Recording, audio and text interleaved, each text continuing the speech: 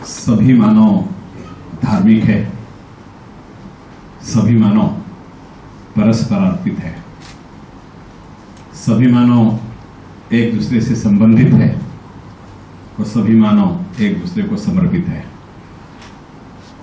उसके बावजूद भी विश्व के सामने यह यक्ष प्रश्न खड़ा है कि मानव क्या है, मानव की योग्यताएं क्या है। ये किसके द्वारा उत्पन्न किया गया विषय जिसे वर्षों से सदियों से ये हिंदुस्तान भोग रहा है। वैमनस्य के इन विष बुझे तीरों को जिसने भीष्म पितामह की तरह सहन किया और वैमनस्य के विष को जिसने शिव शंकर की तरह पान किया, ऐसे प्रातः स्मरणीय वंदनीय भारत रत्न डॉक्टर बाबा साहब अम्बेडकर, इनकी प्रतिमा का मैं अभिवादन करता हूं। मंच पर उपस्थित आज के कार्यक्रम के अध्यक्ष आदरणीय कुलश्रेष्ठ जी, वरिष्ठ पद्मश्री विजेता आदरणीय थोरात सर, मेरा सौभाग्य समझता हूं कि उनके साथ मंच शेयर करने का अवसर आयोजन संस्था ने मुझे प्रदान किया। आयोजन संस्था के अध्यक्ष आदरणीय डोंगरे जी, सचिव आदरणीय रोटके जी, इस सभागृह में उपस्थित सभी भाइयों, माताओं और बहनों, बहुत बार मन में विचार आता है कि हम महापरिनिर्वाण दिवस और जयंती पर तो पूरे समाज को एक साथ जोड़ करके कार्यक्रम करते हैं, लेकिन ऐसा क्या कारण है कि जिस विश्व रत्न की फोटो को लंदन के संग्रहालय में पोर्ट्रेट के रूप में वर्षों पहले स्थापित कर दिया गया हो। एक विद्यार्थी जिसका नाम भीमराव अंबेडकर था, वो एक लाइब्रेरी में पढ़ने के लिए जाता था और वहां का चौकीदार बताता है कि मेरे लाइब्रेरी खोलने के पहले वो दरवाजे पर खड़ा रहता था और जब मैं लाइब्रेरी बंद करने के लिए जाऊं तो उसे मैं बाहर निकालता था और लाइब्रेरी बंद करता था। बाद में पता चला कि उसी व्यक्ति ने भारत के संविधान को लिखा है, तो उस लाइब्रेरी की वो चेयर, जिस चेयर पर लाइब्रेरी खुलने से लेकर लाइब्रेरी बंद होने तक वो विद्यार्थी बैठता था, उस चेयर पर दूसरों को बैठना प्रतिबंधित करके आज भी परम पूजनीय डॉक्टर बाबा साहब आम्बेडकर के नाम से उस चेयर को आरक्षित किया गया है। विश्व के स्तर पर जिस मनुष्य की संवेदना को विश्व मंच पर जिसने जगजाहिर किया, उसको इतना सम्मान है, लेकिन क्या कारण है कि आजाद भारत के संसद भवन में डॉक्टर बी.आर. अम्बेडकर की प्रतिमा लगने के लिए, उनका एक तैल चित्र लगने के लिए वर्षों गुजर जाते हैं। क्या कारण है कि 1956 में दिवंगत होने के बावजूद 1990 में भारत रत्न के पुरस्कार से उन्हें पुरस्कृत किया जाता है। क्या कारण है कि विदेशों में तो महत्ता तुरंत मिल जाती है, लेकिन इस हिंदुस्तान में इस महामानव के प्रति समर्पण के भाव कुछ कम दिखाई देते हैं। ये अनेक यक्ष प्रश्न हैं, जिन यक्ष प्रश्नों को आपसे चर्चा करने के लिए मैं उपस्थित हुआ हूं। मैं संविधान के निर्माण में डॉक्टर बाबा साहब आम्बेडकर की भूमिका पर चर्चा नहीं करूंगा। मैं दलित उद्धार में या अछूत निर्मूलन आंदोलन में डॉक्टर बाबा साहब आम्बेडकर की भूमिका पर चर्चा नहीं करूंगा। मैं कोशिश करूंगा कि सार्वजनिक मंचों से डॉक्टर बाबा साहब आम्बेडकर के जीवन के जिन पहलुओं पर हम चर्चा नहीं करते हैं, उन पहलुओं पर प्रकाश डाल करके आपके समक्ष चर्चा के कुछ नए केंद्र बिंदु स्थापित कर सकूं। एक विद्यार्थी लंदन में पढ़ने के लिए गया और लंदन में पढ़ते पढ़ते उस विद्यार्थी के मस्तिष्क में एक प्रश्न आया कि द्वितीय विश्व युद्ध के कगार पर पूरा विश्व खड़ा हुआ है और ब्रिटिशों की टेरिटरी के रूप में हिंदुस्तान की आर्थिक स्थिति आर्थिक विपन्नता की स्थिति में गुजर रही है, और उस आर्थिक इस विपन्नता की स्थिति में यहाँ के राजे रजवाड़ों के जो बैंक थे, जो राजा महाराजा अपनी स्टेट के नाम से बैंक चलाते थे, वो बैंक मनमाने तरीके से अपने बैंक की नीतियां बना करके यहाँ के नागरिकों का शोषण कर रहे थे। आर्थिक विपन्नता के उस दौर में भी आर्थिक संबल प्रदान करने वाले बैंक ही अगर शोषण के द्वार बन जाए तो सामान्य आदमी अपना जीवन किस प्रकार से जीवन जी सकेगा? ये यक्ष प्रश्न लंदन में अध्ययनरत भारत के एक विद्यार्थी के मस्तिष्क में आता है और वो विद्यार्थी अपने रिसर्च के रूप में एक सब्जेक्ट का चयन करता है और रिसर्च के रूप में जिस सब्जेक्ट का चयन करता है वह विषय होता है प्रॉब्लम ऑफ रूपी, its origin and it's solution. और एक रिसर्च पेपर लंदन की सरजमी में बैठ करके हिंदुस्तान की आर्थिक समस्या से निराकरण के लिए लिखता है और रिसर्च पेपर पब्लिश होने के बाद अंग्रेजों के जहन में जब वो पेपर गुजरता है तो हिंदुस्तान में आर्थिक रिफॉर्मेशन करने के लिए एक कमीशन का गठन किया जाता है और उस कमीशन को गठन करने के बाद में यंग हिल्टन को चेयरमैनशिप में उस कमीशन को गठन किया जाता है और इसी रिसर्च पेपर के आधार पर समस्या का निराकरण करने की दिशा में काम किया जाता है। डॉक्टर बाबा साहब अंबेडकर अपने उस रिसर्च पेपर में लिखते हैं कि बैंक तो अनेक होते हैं लेकिन इन बैंक पर कंट्रोल करने के लिए, इनका दिशा निर्देशन करने के लिए, इनका व्यवस्थापन करने के लिए, इनकी निरंकुशता पर अंकुश लगाने के लिए एक सुप्रीम बैंक की आवश्यकता है जिसको हम बैंकर्स बैंक कहे। और वो बैंकर्स बैंक का अगर निर्माण होता है तो उसके निर्देशों के अनुरूप देश भर के अन्य बैंकों के ऊपर में हम नियंत्रण रख सकते हैं और उनकी उस विचार से जन्म लेता है रिजर्व बैंक ऑफ इंडिया। और आश्चर्य तब होता है कि इस हिल्टन से मिलने के लिए विद्यार्थी अध्ययनार्थी भीमराव अंबेडकर जी मिलने के लिए जाते हैं और कहते हैं कि आप रिजर्व बैंक के भारत की अर्थव्यवस्था पर निर्णय लेने वाले कमीशन के चेयरमैन हैं, मुझे आपसे कुछ चर्चा करनी है। तो हिल्टन कहता है कि अनेक शिक्षाविदों से और अर्थशास्त्रियों से मैंने विचार लिए हैं और उन विचारों के आधार पर मैं निर्णय लेने की प्रक्रिया में पहुंच गया हूं, इसलिए मैं आपसे चर्चा नहीं करना चाहता। जब ये विद्यार्थी बताता है कि उन विचारविदों ने जिस रिसर्च पेपर और जिस किताब का उल्लेख करते हुए अपने विचार दिए हैं उसका रचयिता मैं हूं, तब जाकर के वो चेयरमैन उनके सामने नतमस्तक होकर के इनसे चर्चा करने के लिए तैयार होते हैं। रिजर्व बैंक की हिस्ट्री हम पढ़ते हैं, रिजर्व बैंक के बारे में हम पढ़ते हैं, लेकिन रिजर्व बैंक के निर्माण की पार्श्वभूमि में किस व्यक्ति के विचार के आधार पर रिजर्व बैंक की निर्मित हुई, ये भारत के संपूर्ण शिक्षण साहित्य में कहीं भी पढ़ाने के लिए नहीं मिलता। अब सचमुच में अगर रिजर्व बैंक के शिल्पकार ही डॉक्टर बी.आर. अंबेडकर है तो यह लोगों के सामने स्थापित करने में किसी भी सरकार को आपत्ति क्यों है? ये यक्ष प्रश्न समाज के सामने चर्चा के लिए खड़ा करने के लिए मैं आपके सामने आकर के खड़ा हुआ हूं। हम भारत के संविधान निर्माता के रूप में तो डॉक्टर बाबा साहेब अंबेडकर को जानते हैं, लेकिन क्या संविधान का निर्माण करते समय ही समाज की निर्मूलन समस्याओं का निवारण करने के दृष्टि से कार्य डॉक्टर बी.आर. अंबेडकर ने किया है? क्या संविधान निर्माण समिति के अध्यक्ष बनने से पूर्व उनकी भूमिका इस दिशा में काम करने की रही है या नहीं रही है, इस पर प्रकाश डालने की कभी इस देश के शिक्षण साहित्य ने कोशिश की है क्या? आप कल्पना कीजिए कि वायसराय एग्जीक्यूटिव काउंसिल के वो एक मेंबर थे और उसमें भी वो लेबर मेंबर के रूप में थे। आप कल्पना कीजिए उस वायसराय एग्जीक्यूटिव काउंसिल में जो रिफॉर्मेशन के काम डॉक्टर बाबा साहब अंबेडकर ने किए। मेरा भारत अगर स्वतंत्र होता है और स्वतंत्र होने के बाद यह जब स्वयं शासन करेगा तो स्वयं शासन करने के बाद यहां की प्राकृतिक संपदाओं को लेकर के इस देश में किस किस प्रकार की समस्याएं खड़ी हो सकती है। वो समस्याएं, एक नदी जब बह करके जाती है तो एक राज्य से नहीं कई राज्यों से होकर के गुजरती है। एक नदी जब बह करके जाती है तो अपने साथ केवल पानी नहीं, पानी के साथ साथ बालू और मट्टी सब बहा कर लेके जाती है। एक नदी जब बह करके जाती है तो अपने साथ साथ प्राकृतिक संसाधनों को भी साथ में लेकर के जाती है।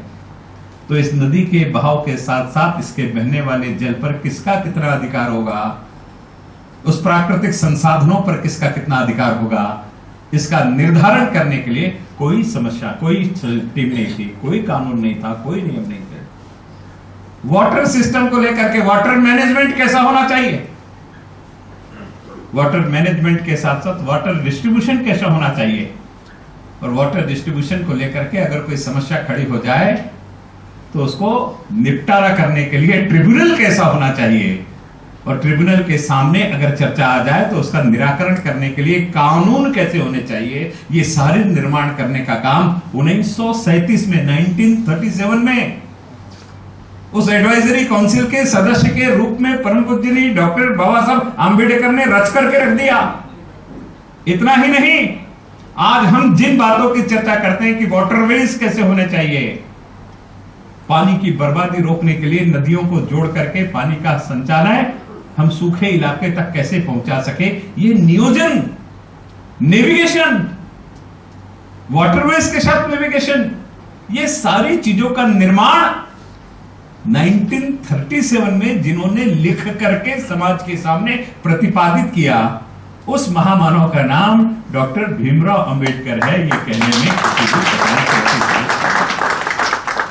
बिजली तो हम पैदा कर लेंगे, लेकिन बिजली पैदा करने के बाद उस बिजली पर अधिकार किसका होगा, और बिजली अगर राष्ट्रीय संपत्ति है तो उसके वितरण का नियोजन कैसा होगा, उस नियोजन को करने वाली राष्ट्रीय संपदा निवारण और राष्ट्रीय संपदा के वितरण करने के लिए राष्ट्रीय स्तर पर बीज नियामक बोर्ड का निर्माण होना चाहिए। यह संकल्पना 1937 में डॉक्टर बी आर अम्बेडकर में देते हैं।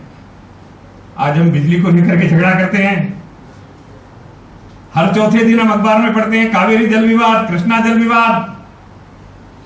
ये सारे विवादों का निपटारा जिस ट्रिब्यूनल के माध्यम से होता है उसके रचयिता डॉक्टर बी आर अम्बेडकर रहे हैं।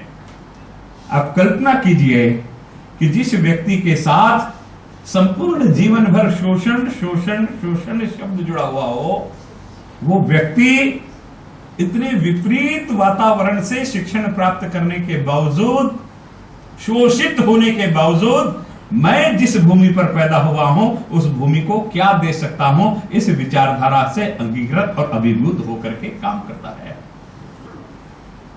हम आज चर्चा कर रहे हैं 1937 में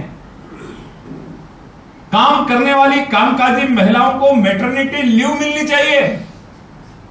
ये 1937 में डॉक्टर बी आर अम्बेडकर कहते हैं, भारतीय परिप्रेक्ष्य में कहते हैं। आप कल्पना कीजिए, महिलाओं के नौकरी पर प्रतिबंध था, उसके विरोध में बंड फूंक करके उस प्रतिबंध को हटाने वाले doctor B R Ambedkar. Employment में महिलाओं को पुरुषों के बराबरी का अधिकार है, यह स्थापित करने वाले डॉक्टर बी आर अम्बेडकर।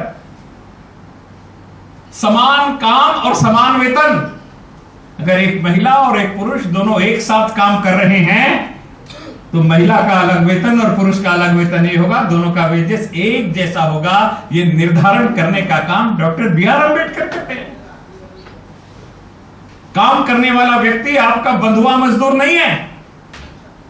आप उससे 12 घंटे और 14 घंटे काम नहीं करा सकते, आप उससे केवल 8 घंटे काम करा सकते हैं, और एक सप्ताह में 48 घंटे से ज्यादा काम नहीं करा सकते। यह निर्धारण करने का काम करने वाले डॉक्टर बी आर अम्बेडकर। आप कल्पना कीजिए कि 8 घंटे से ज्यादा काम अगर आवश्यकता के कारण करना पड़े तो अधिक काम के लिए एडिशनल पेमेंट मिलना चाहिए। ये नियम बनाने वाले डॉक्टर बी आर अम्बेडकर। अब कल्पना कीजिए कि एक एक बारीकी के तरफ ध्यान दे करके समाज के प्रत्येक वर्ग के प्रति ध्यान आकर्षित करके काम करने वाले डॉक्टर बाबा साहब अम्बेडकर रहे हैं। और भारत का संविधान निर्माण करते समय मातृशक्ति को बराबरी का अधिकार मिलना चाहिए।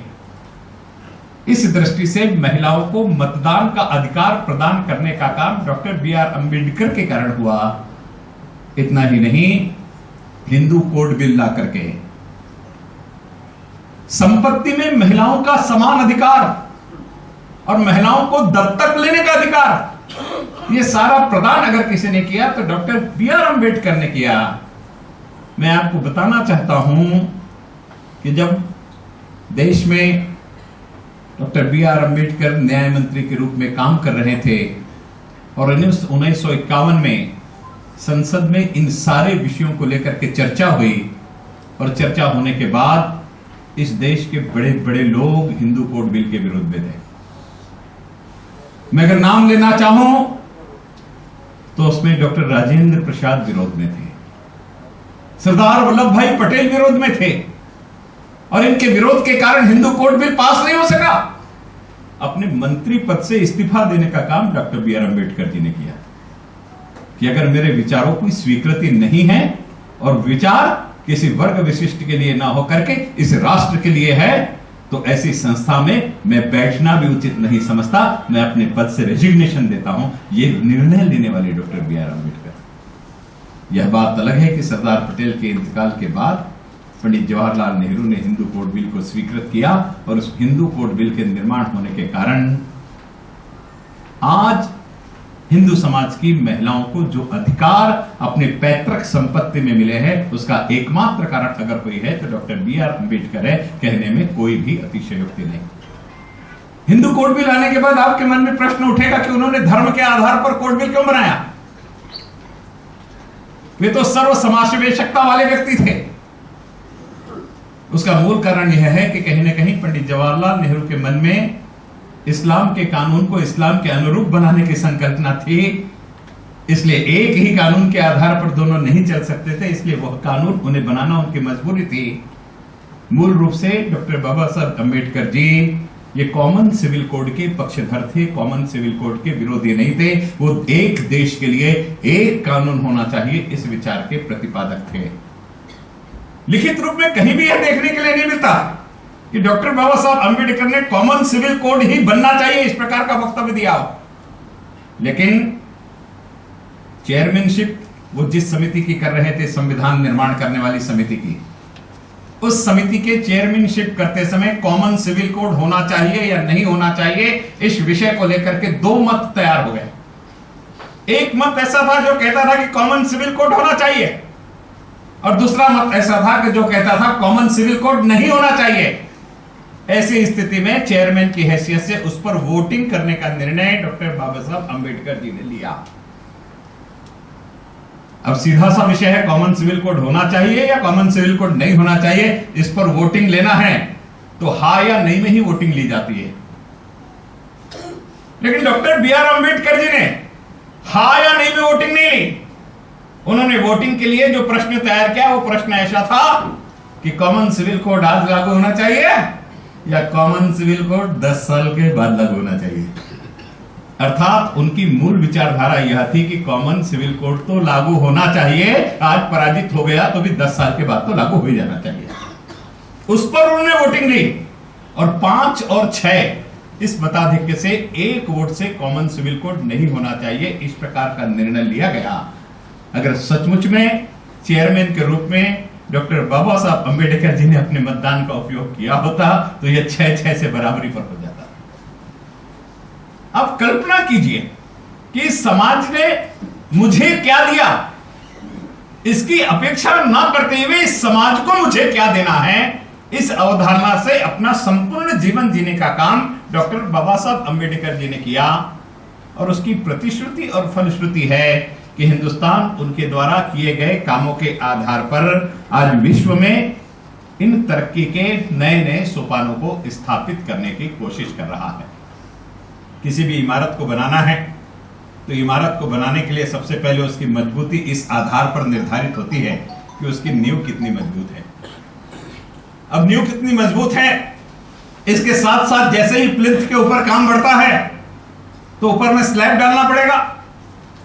IBM की 9 मंजिल की बिल्डिंग बनाने के लिए जब स्लैब डाली गई होगी तो इसमें बल्लियां लगी होगी, सेंटरिंग लगी होगी, उसके ऊपर में लोहा बिछा होगा, लोहा बिछने के बाद में बारीक से बारबेट वायर से उसकी बाइंडिंग की गई होगी और ये सारी प्रक्रिया को गुजरने के बाद उस पर कंक्रीट डाला होगा। सीधा कंक्रीट डाल करके स्लैब तैयार नहीं होती। अगर स्लैब को तैयार करना है तो उसके लिए बल्ली के टेके की भी आवश्यकता है, बल्ली के टेके के साथ साथ सेंटरिंग की भी आवश्यकता है, सेंटरिंग के साथ में लोहे की भी आवश्यकता है, और लोहा रख देने से काम नहीं होगा, उसके डिजाइन की भी आवश्यकता है, और उस डिजाइन के बना लेने से काम नहीं होगा। डिजाइन डिस्टर्ब ना हो इसलिए एक बारीक सा तार जो हाथ से मरोड़ने से टूट जाता है, उसके एक नाजुक बंधन से उसको टाइप करके एक ऐसा ढांचा तैयार किया जाता है जिस पर स्लैब पड़ती है और कंक्रीट सदियों तक उस बोझ को वहन करके बिल्डिंग की भव्यता को टिका करके रखता है। यह भारत का निर्माण किया गया। स्वतंत्र भारत का निर्माण करने के बाद भारत का संचालन किस प्रकार से होगा, उसको लगने वाली बल्ली क्या होगी, सेंटरिंग क्या होगी, लोहा क्या होगा, बारबेट वायर क्या होगा, और कंक्रीट किस वस्तुओं का होगा, यह सारा का सारा संकल्पना अपने मस्तिष्क में रख करके संविधान सभा के अध्यक्ष में भारत के संविधान के साथ साथ इस राष्ट्र के निर्माण की दिशा में डॉक्टर बाबा साहब अंबेडकर ने काम किया। मैं अगर आपको बताना चाहूं बल्ली क्या होगी, तो योजना आयोग नाम की बल्ली डॉक्टर बाबा साहब अंबेडकर ने तैयार करी। सेंटरिंग क्या होगी, तो वित्त आयोग नाम की सेंटरिंग डॉक्टर बाबा साहब अंबेडकर ने अपने कार्यकाल में तैयार करी। केवल इतना ही नहीं, इसके साथ साथ काम करने वाले जिन प्रतिनिधियों को जनता निर्वाचित करके भेजेगी, वो निर्वाचित करके भेजे गए जन प्रतिनिधि ठीक ढंग से काम कर रहे हैं या नहीं, मनुष्य के अंतर्गत व्याप्त बुराइयां अगर उनमें जिंदा है तो उनके द्वारा किए गए कामों की जांच करने के लिए ऑडिटर जनरल की नियुक्ति करने का निर्णय डॉक्टर बाबा साहब अंबेडकर ने लिया। निर्वाचित प्रतिनिधि भी निरंकुश होकर के काम ना कर सके, इसलिए ऑडिटर जनरल को निर्मित करने का काम डॉक्टर बाबा साहब अंबेडकर ने लिया। केवल ऑडिटर जनरल को निर्मित करने से कुछ नहीं, जिन निर्वाचित प्रतिनिधियों को निर्वाचित करके मैं भेज रहा हूं, उस निर्वाचित प्रतियों को निर्वाचित करके भेजने के लिए भी एक संपूर्ण यंत्रणा काम करनी चाहिए, जो यंत्रणा किसी राजनीतिज्ञों के हाथ की कठपुतली ना बन करके स्वतंत्र रूप से काम करना चाहिए। इसलिए स्वतंत्र भारत में इलेक्शन कमीशन को बनाने का काम भी डॉक्टर बाबा साहब अंबेडकर के नेतृत्व में हुआ। टीएन शेषन नाम आने के बाद सबको इलेक्शन कमीशन अपने आप याद आ जाता है। क्या टीएन शेषन जिस समय पद पर बैठे उसी समय इलेक्शन कमीशन को अधिकार थे? उसके पहले नहीं थे, उसके बाद नहीं थे। यह अधिकार किसने प्रदान किया? तो यह अधिकार प्रदान करने का काम इन सारी संस्थाओं को अगर किसी ने किया तो डॉक्टर बाबा साहब अंबेडकर ने किया कि कोई भी सत्ता निरंकुश होकर के कार्य ना कर सके, इसलिए सब पर क्षमता पर किस प्रकार से अंकुश लगाया जा सकता है, यह हर सत्ता के केंद्र पर अंकुश लगाने का काम डॉक्टर बी.आर. अंबेडकर के नेतृत्व में किया गया। केवल इतना ही नहीं, यह काम करते समय राज्य पुनर्गठन आयोग का निर्माण डॉक्टर बाबा साहब अंबेडकर ने किया। थोरात सर 1955 में भाषावादी प्रांत वचना के विरोध में डॉक्टर बी.आर. अंबेडकर जी ने एक आर्टिकल लिखा और उन्होंने जनसंख्या के अनुपात में उस समय लिखा 1955 में, और उसमें उन्होंने लिखा कि आंध्र प्रदेश, मध्य प्रदेश, बिहार, उत्तर प्रदेश, साथ ही साथ में महाराष्ट्र, इन सारे राज्यों को छोटे छोटे राज्यों में तब्दील करना प्रशासन के व्यवस्थापन के लिए, गुड गवर्नेंस के लिए नितांत आवश्यक है। और बड़ा सुंदर उन्होंने कोड दिया कि ये राज्य तो छोटे हो गए लेकिन गवर्नेंस की दृष्टि से छोटे राज्य ज्यादा बेहतर हो गए। ये 1955 में डॉक्टर बी.आर. अंबेडकर जी ने लिखा, और 2000 में जाकर के छत्तीसगढ़ बना, झारखंड बना। उस पुस्तक का 1955 में लिखी गई पुस्तक के आधार पर सन 2000 में आकर के स्वतंत्र भारत में सरकारों को निर्णय लेना पड़ा। उत्तराखंड, उत्तरांचल उसी के माध्यम से बना। ये सारी चीजें कहीं ना कहीं एक स्वप्न दृष्टा अपने देश को व्यवस्थापन की दृष्टि से विचार करके जब लेखनी से अपनी तुलिका से कुछ लिखने की कोशिश करता है तो कितना अमृत तुल्य शब्द एक एक एक एक एक एक सेक्टर के लिए लगता है, उसका प्रतिबिंब स्वयं डॉक्टर बाबा साहब अंबेडकर के संपूर्ण जीवन चरित्र में हमें देखने के लिए मिलता है। आपको जान करके आश्चर्य होगा कि जिस समय हिंदुस्तान और पाकिस्तान का विभाजन हो रहा था और वो धर्म के आधार पर हो रहा था, तो उस आधार पर भी अपनी भूमिका रखने का काम आक्रामकता से doctor B R Ambedkar ji ने किया, उसमें भी वो कहीं भी पीछे नहीं रहे। आप जरूर उनकी लिखी गई उस पुस्तक को पढ़िए, भारत के विभाजन को लेकर। आपकी आंखों के सामने के सारे चश्मे दूर हो जाएंगे और सच्चाई आपके पास में परिलक्षित होगी। इतना ही नहीं, जब भारत के संविधान में आर्टिकल 370 को रखने के लिए पंडित जवाहरलाल नेहरू दबाव बना रहे थे, उस समय भी सामूहिक निर्णय के अंतर्गत आर्टिकल 370 को स्वीकृत करने का काम डॉक्टर अंबेडकर जी ने किया।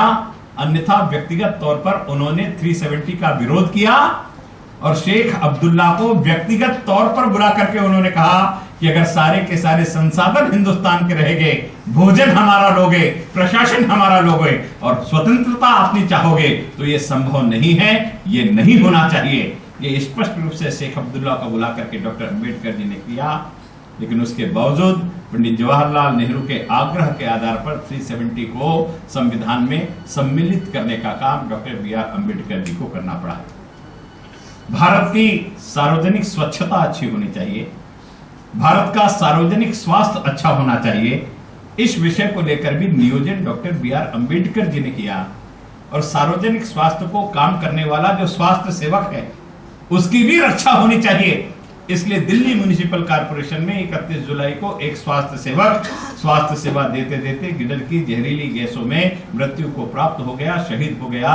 तो उसके लिए doctor B R Ambedkar ji ने दिल्ली के सड़कों में उस स्वास्थ्य सेवक के लिए आंदोलन किया और आज पूरे भारत में 31 जुलाई शहीद स्वास्थ्य सेवक दिन के रूप में मनाई जाती है, जिसके एकमात्र सूत्रधार doctor B R Ambedkar ji है। समाज के प्रत्येक वर्ग को न्याय मिलना चाहिए, इस दृष्टि से निर्णय लेकर के काम करने वाले सचमुच में कहें तो आधुनिक भारत के निर्माता जिन्हें हम कह सकते हैं। ये जितनी बड़ी बड़ी संस्थाओं के मैंने आपको नाम गिनाए, ये संस्थाएं अगर नहीं होती तो सारी योजनाएं, सारे आयोग, अगर यह मिलकर के इस राष्ट्र के संचालन के लिए नियमावली नहीं बनती और नियमावली बनाने का काम doctor B R Ambedkar ji नहीं करते, तो स्वतंत्र भारत में हम किस प्रकार से अपनी स्वतंत्र सरकार का संचालन करते थे, यह यक्ष प्रश्न खड़ा हो जाता। मैं ऐसे महामानव को, जिस महामानव ने संपूर्ण भारतवर्ष में एक विपरीत वातावरण में अपना जीवन जिया और विपरीत वातावरण में जीवन जीते हुए भी उस विपरीत वातावरण से भी एक सकारात्मक ऊर्जा प्राप्त की और सकारात्मक ऊर्जा प्राप्त करके समाज ने मुझे क्या दिया है इसका जीवन में विचार नहीं किया, मुझे समाज को क्या देना है इस दृष्टि से अपने जीवन को अमृत तुल्य किया। मैं केवल इतना ही कहना चाहता हूं कि समुद्र के किनारे नारियल का पेड़ होता है और वो नारियल का पेड़ समुद्र का खारा पानी पीकर भी समाज को मीठा देने की कोशिश करता है, नारियल का पानी। उसी प्रकार का जीवन डॉक्टर बाबा साहब अम्बेडकर का हमेशा रहा है। इतना ही नहीं, काम करते समय कठोरता के साथ में उन्हें निर्णय लेने पड़े। नारियल जो होता है ये ऊपर से बहुत कठोर होता है, लेकिन नारियल के अंदर की गिरी एकदम मुलायम होती है। उन्हें परिस्थिति के अनुरूप कठोर होकर के निर्णय जरूर लेने पड़े हो, लेकिन उनका हृदय अंदर से एकदम मुलायम था। हम अगर संकल्पना करना चाहे तो गोलमेज परिषद की बैठक में जाकर के अगर एक नौजवान अपने साथियों का, समाज के शोषक वर्गों का प्रतिनिधित्व और नेतृत्व करते हुए अगर शेड्यूल कास्ट के लिए पृथक निर्वाचन की बात को गोलमेज परिषद से मनवा करके लेकर के आता हो तो उसके कठोर रूप की संकल्पना हमें वहां दिखाई देती है। लेकिन मेरे इस निर्णय के कारण समाज में गांधी जी जैसा आदमी आमरण उपोषण पे बैठा हुआ हो और वातावरण दूषित होता हो तो अपनी तपश्चर्या से हासिल की गई चीज पर कॉम्प्रोमाइज करने के लिए, अपने दिल के मुलायम प्रतीक को दिखा करके पुनः व्यक्त करने के लिए भी यही डॉक्टर बी आर अम्बेडकर जाते हैं। अपने लक्ष्य को हासिल करने के लिए सब कुछ करना, सर्वस्व समर्पित करके उसे हासिल करना, अगर किसी से सीखना है तो doctor B R Ambedkar ji से हम लोग सीख सकते हैं। मैं केवल इतना ही कहना चाहता हूं, अगर doctor B R Ambedkar ji को हम सच्ची श्रद्धांजलि देना चाहते हैं तो एक कवि ने बड़े सुंदर शब्दों में कहा है कि ना हाथ काटे जाएंगे न सर उछाले जाएंगे, इस देश में जब जेल बिना सरकार चलाई जाएगी वो सुबह कभी तो आएगी, वो सुबह कभी तो आएगी।